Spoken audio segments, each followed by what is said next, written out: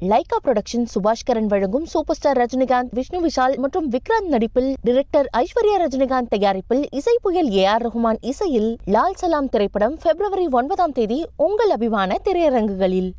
மன்மோகன் சிங் தலைமையிலான முந்தைய காங்கிரஸ் அரசு பொருளாதாரத்தை தவறாக கையாண்டு பெரும் சிக்கலில் தள்ளியதாக மத்திய அரசு தாக்கல் செய்த வெள்ளை அறிக்கையில் தெரிவித்துள்ளது.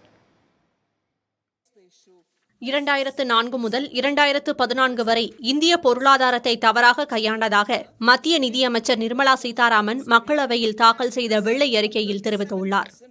மன்மோகன் சிங் ஆட்சி காலத்தில் தொடர்ச்சியாக 5 வருடங்கள் பணவீக்கம் இரட்டை இலக்கத்தில் இருந்ததாக மத்திய அரசின் வெள்ளை அறிக்கையில் குறிப்பிடப்பட்டுள்ளது. மன்மோகன் சிங் அரசு தொலைநோக்கு பார்வையுடன் உட்கட்டமைப்பு வசதிகளில் முதலீடு செய்ய தவறிவிட்டது என்றும், கொள்கை முடிவுகளை எடுப்பதில் நீண்ட தாமதங்கள் ஏற்பட்டதாகவும் குற்றம் சாட்டப்பட்டுள்ளது. 2G அலைக்கற்றை ஊழல், நிலக்கரி சுரங்க ஊழல் மற்றும் காமன்வெல்த் ஊழல் ஆகியவற்றையும் மத்திய அரசு தனது அறிக்கையில் சுட்டிக்காட்டியுள்ளது.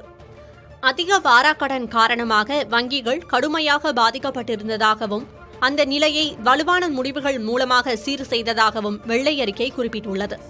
நாடாளுமன்ற தேர்தலுக்கு முந்தைய இறுதி நாடாளுமன்ற கூட்டத்தொடரில் இந்த அறிக்கை தாக்கல் செய்யப்பட்டுள்ளது குறிப்பிடத்தக்கது.